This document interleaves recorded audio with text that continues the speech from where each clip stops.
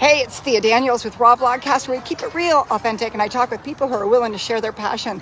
We just got done listening to Aki Kumar play with tons of people here at Juilliard Park, and this is one of them, Derek Irving. Hi, how's it Hello going? there. Hey, how's it going? Thank you Thanks so much having for me. sharing. Yes, no problem. yes. Thanks for having me. You got on up there, and you guys, so many different sounds up there on the stage. So tell us about your particular influence. Sure. Let's see. So I come from like the school of 50s rock and roll, rockabilly roots. I started my professional career, so to speak. I started in the early 90s. I played with Mitch Woods in his Rocket 88s for 5 years. Mitch? Yeah, I've seen your interview with Mitch. So that's kind of my era. And then I had a local band called the Aces for a long time. And then now I have kind of a rock and roll rockabilly band, Derek Irving and his combo, and we do a rockabilly duo too. And I've known Aki for quite a long time, so I'm familiar with his music, and I really think what he's doing is really cool with the bringing his influences of his, heritage and everything. Oh, I know. It's very unique and very different. And he does it with a lot of authenticity too. He does. And then when he brings in all of you guys, just even you showed up on the crowd, you weren't really on the band list tonight. No, right. You? I didn't even know what we were going to play. He just said, "You want to come up and play?" I'm like, "Let's do it." That's just so cool. Okay, so tell it. Well, that's a great story, but tell us a story about something that stands out. What stands out? Fun out? rockabilly story. Sure, I don't know if I have a fun rockabilly story. Crazy. I don't have anything too crazy. I did a lot. When I was with Mitch, we did a lot. Who did we back up? We backed up some cool people. Are you familiar with Earl King? Okay, he was from New Orleans, legend from New Orleans. Okay. It's all right. He's a I don't know everybody. Yeah, that's cool. He's a good. And then tell us about him. Yeah. He did a lot of like songwriting from New Orleans back in like the 50s and early 60s and stuff. Big songwriter.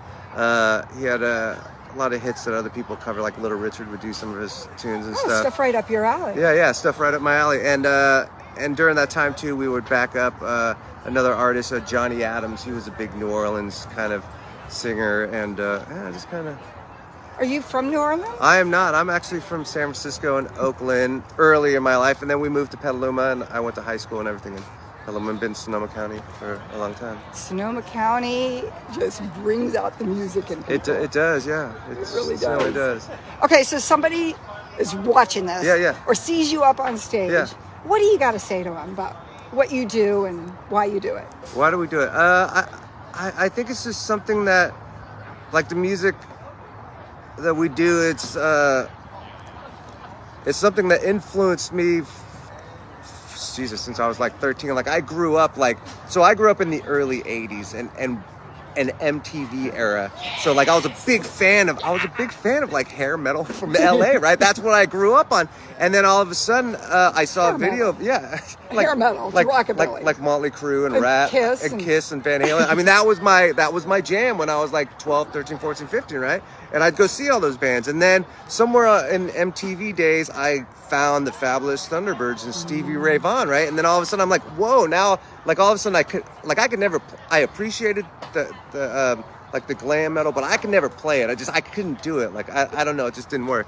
And then once I got connected with Stevie Ray Vaughan, then I started finding out who influenced him. So then all of a sudden I'm like, oh, now I get it. So that's kind of like what just comes easier out of me. And so yeah. So all the different genres, you found your flow.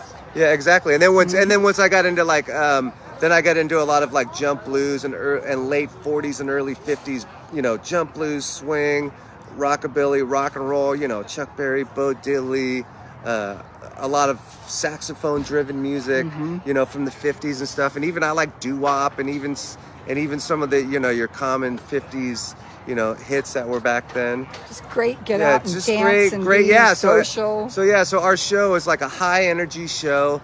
It's got it encourages dancing. We do very few slow songs, so to speak. Gotta kind of do that for the lovers, once we do. That's what we do. We always do 1 or 2 songs for the lovers. But then it's for the rest of us. Yeah, and then it's just like a rock and roll pack set, and we try to make it kind of like a show, so to speak, So we got our set list, and everybody knows the songs, so it's just kind of like a fine-tuned machine show, so people can come out and enjoy themselves. And I remember when the Aces were around. Yeah. I didn't realize COVID kind of Aces. Yeah, it did, yeah. Darn COVID. I know. COVID took us out. Well, how can we follow you now that you're making the comeback? Oh, sure. So, like my website, you can go to DerekIrving.com, DerekIrving.com, or on Facebook, you can find either Derek Irving and his combo or me. We're on Instagram too. Those are usually the best ways. We play frequently. We're usually doing like 4 to 6 gigs a month easily. So we stay pretty busy. Right on. We're all over. We go Napa, Petaluma, Hillsburg, Geyserville. Everywhere you want to be. Anywhere that will have rock and roll and rockabilly. There we are. Right on. Yeah. Terrific. Okay, so do I get to share you with the world and just spread you all over? Yeah, spread the good stuff all over. Yeah. We will do that. Thank you. And we'll see you out dancing. All right, thank you. Pleasure. All right, cheers. Thanks.